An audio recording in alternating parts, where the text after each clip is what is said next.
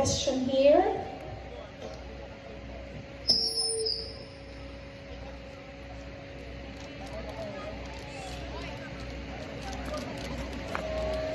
Okay, so would you like to read the questions for everyone to hear and then answer?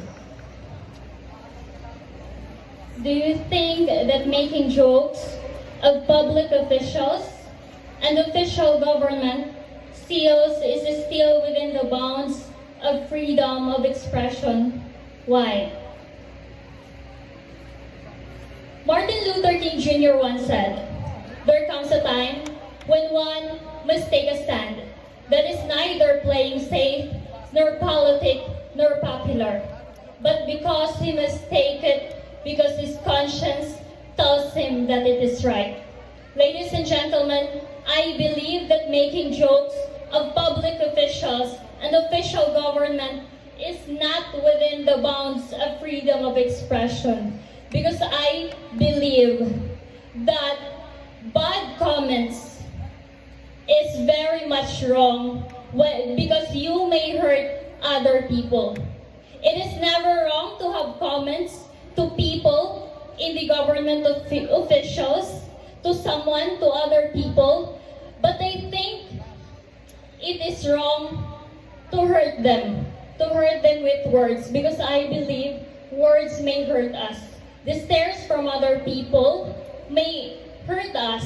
And so I believe that we must respect people, even they are normal people, they are government officials. A bad word is not deserved by someone to receive. Thank you. Thank you, candidate number 1. Up next, candidate number 2. Please pick your question here.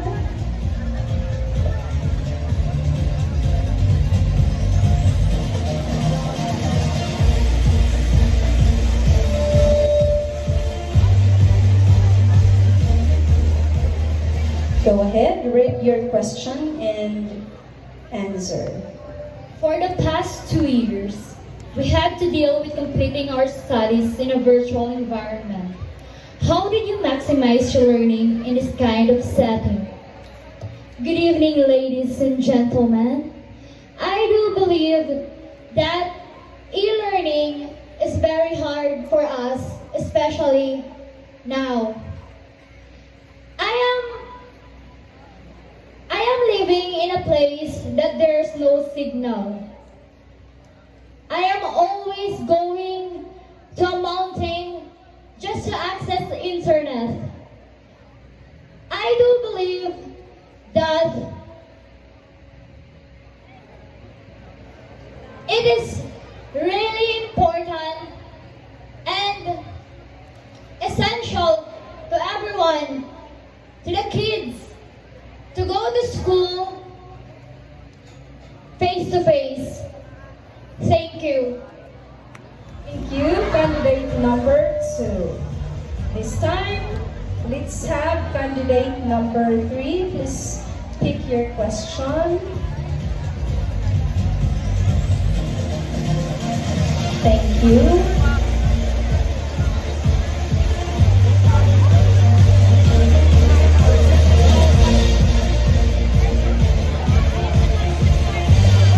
The question is, recently there was a law regarding SK reform strengthening sangguniang kabataan.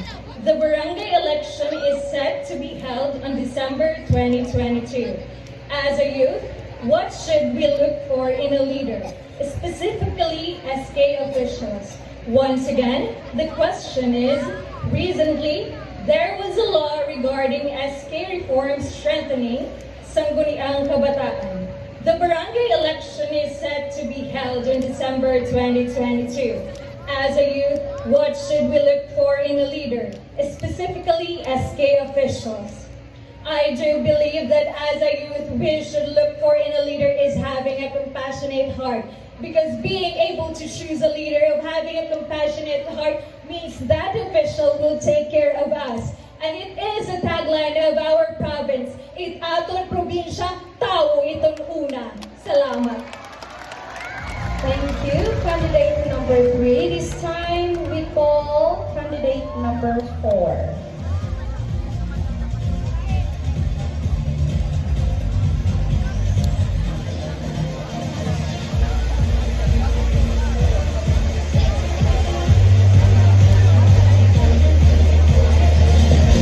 Would you like to read a question for us, please? Hashtag #MeToo is a social movement against sexual abuse and or sexual harassment. What advice can you give to people who experience abuse without bringing back the trauma it caused? Ladies and gentlemen, I would advise to the people who experience sexual harassment to stay positive, do not lose hope, believe in yourself, and put God in the center of what you are doing. Because in the end of every tunnel, there's always a light. Thank you very much. Thank you, candidate number 5. This time we give candidate number 6. 5, I'm sorry. Sign of aging. Okay, please pick your question and read it for everyone. So my question is, on the issue of mental health, should the government give the same level of importance to mental health and physical health?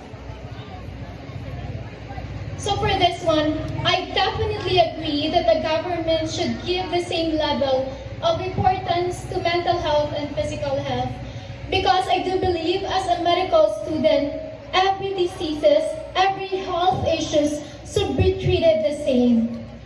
Because in that way, we will be able to provide health assistance, the right medication to every person. It would either be a mental or physical health problem.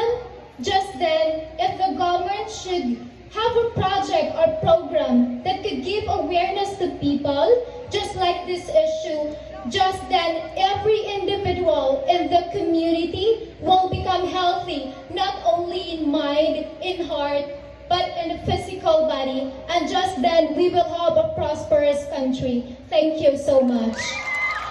Thank you, candidate number 5. We give you candidate number 6.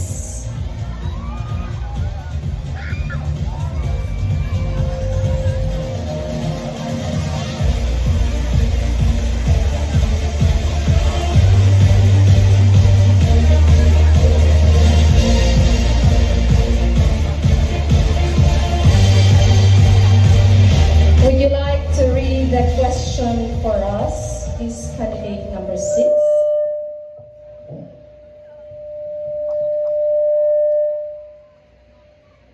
One of the responsibilities of a Philippine senator is to pass important laws and legislation. What is your opinion on the recent elections wherein only two lawyers among the 2 senators that got elected? Once again, one of the responsibilities of Philippine senators is to pass important laws and legislation. What is your opinion on the recent elections wherein only 2 are lawyers among the 12 senators that got elected? The past election, there were only 2 lawyers that was elected during the election 2022. I believe that we should give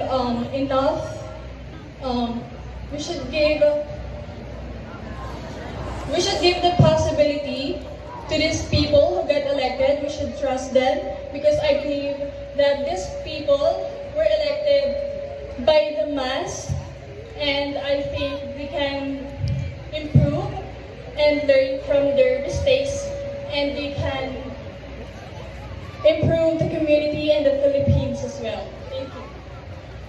Thank you, candidate number 6. This time we have candidate number 7.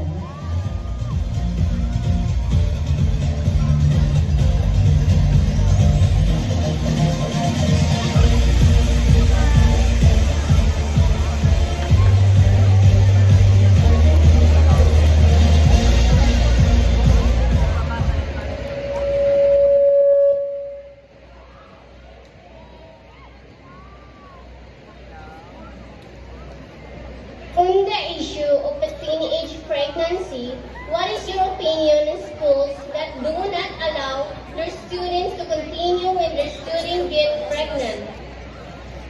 Thank you for that wonderful question from the Horados or whatever homemade days. Thank you. I believe that they are also allowed to go to school. Why? Because they need to learn how to school, I'm sorry, but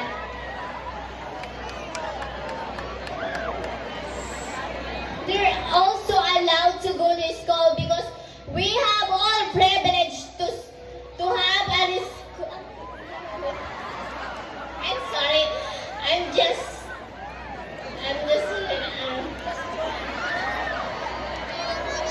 please just stop laughing on me. Wala pong nakakatawa sa mukha ko.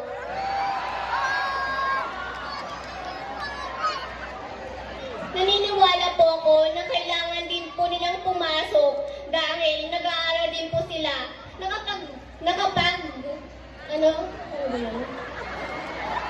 Nakatigil lang po sila sa pag-aaral dahil sa kanilang maagang panganganak. Ngunit dahil sa kanilang panganganak, hindi dapat kahit na pumasok sila sa eskwelahan dahil lahat ng estudyante may karapatang mag-aral. And I thank you!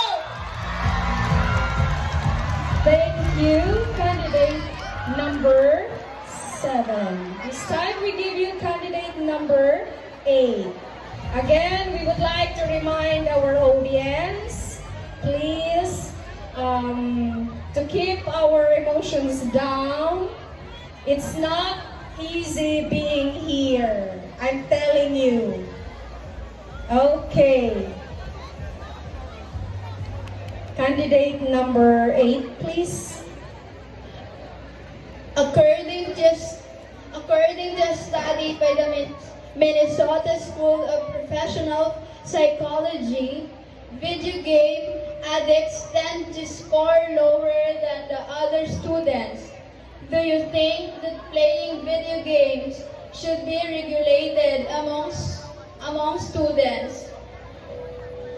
I believe that the gadget really impact our behavior, but if you are disciplined enough, you should never set aside your studies. And I believe that video game is dependent on the user, and we should never judge the person and pretend that they got the lower score just by playing video games, because I believe it depends on the student if they will put first their studies. Thank you. Thank you, candidate number 8. This time we give you candidate number 9. Malapit na tayo. Konti na lang, girls.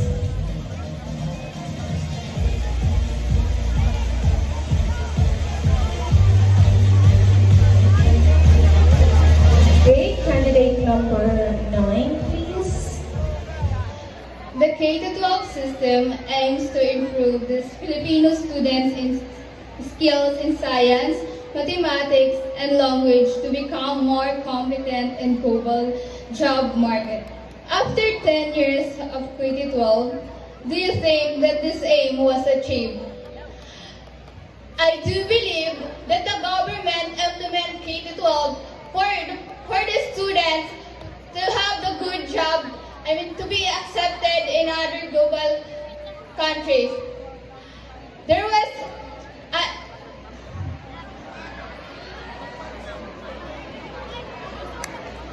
some of our graduates in college are not accepted in other countries just because they didn't have the K-12 program and the other countries have. So I think that implementing K-12 seniors because it will give an opportunity to all the students, especially who want to go abroad and work there. Thank you.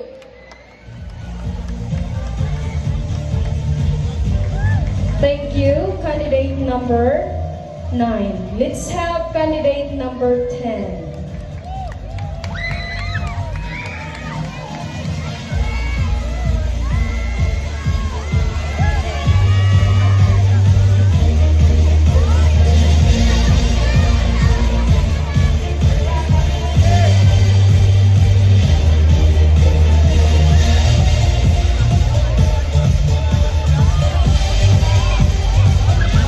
The questionnaires.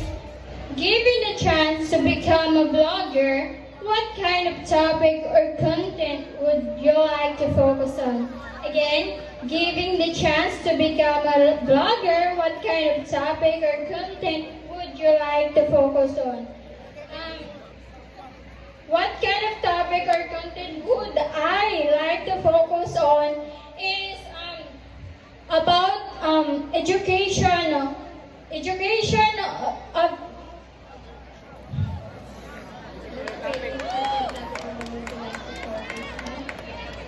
I would like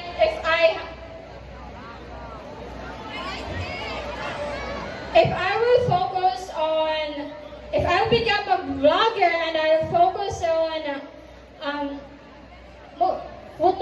modeling is one of my passions, so I would focus on I would vlog the modeling because it is my passion. Thank you. Thank you, candidate number 10. It's your turn, candidate number 11.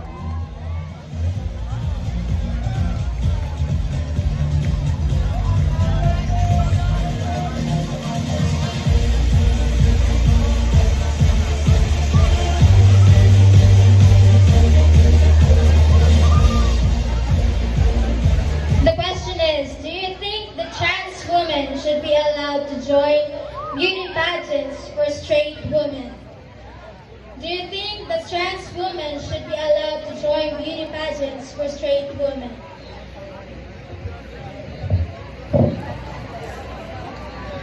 For me, I think they should be allowed to join beauty pageants because as a human being, I respect them. If that's what they want, I will encourage them to join beauty pageants because this is not only about the gender, but this is about empowering ourselves, showing yourselves to the people that you can influence them and you can make a change to other people. Thank you.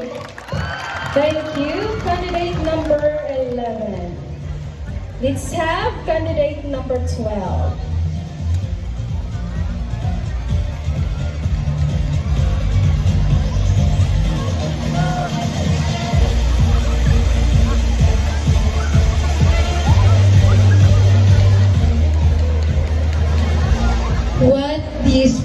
What is one important lesson that this pandemic has taught you?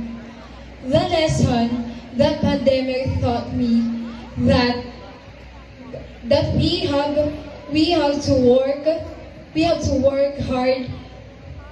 Excuse me. The pandemic taught me that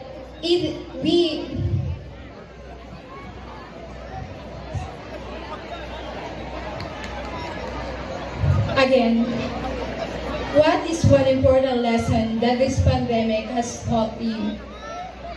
The pandemic has taught me that we have to be strong and we have to work and we have to educate everyone and we have to study hard so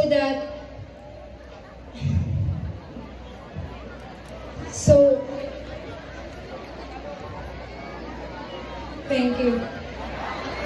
Thank you, candidate number 12. It's your turn, candidate number 13. We are down to our last two contestants before we close this exposure, this part.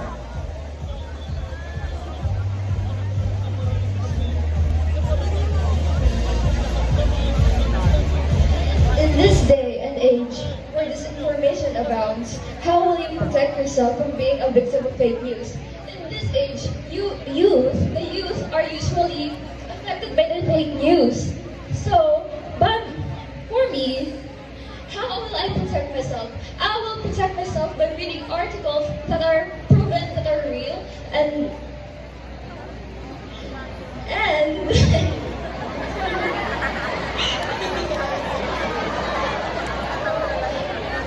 I would like to share it to the youth and to the others and the people have been good at misleading information. That's all. Thank you. Thank you. Candidate number 13. We give you candidate number 14.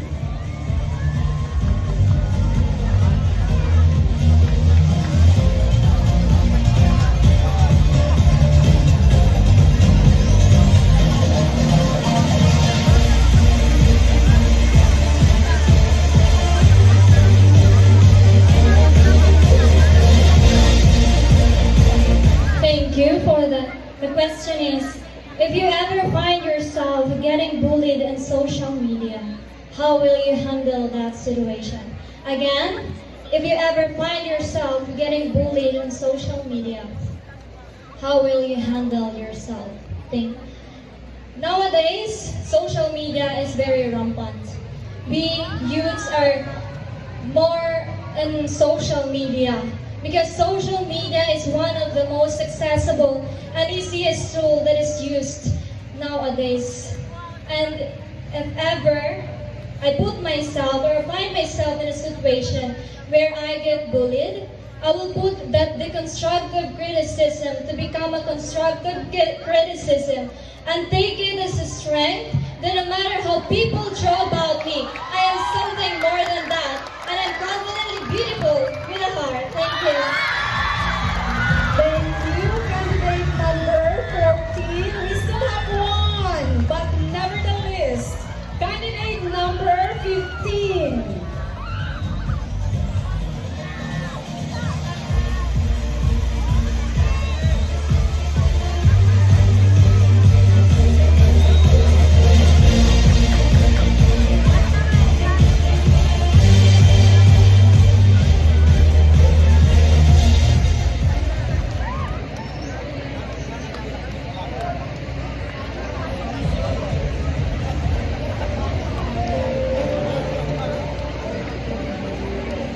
Do you think that this is a disadvantage in living the province in terms of employment opportunity? Why? I believe that there is no disadvantage in living in the province because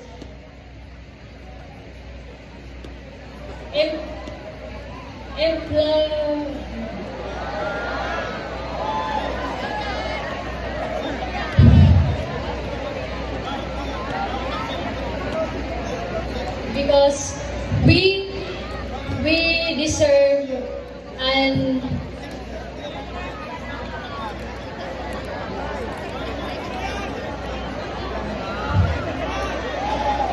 word.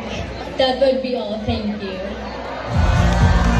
Thank you, candidate number 15. That concludes our preliminary Q&A for our 15 lovely candidates. So, I guess our 15 lovely candidates can exit for a moment and take a break. It's not easy to be standing on a 5-inch stool.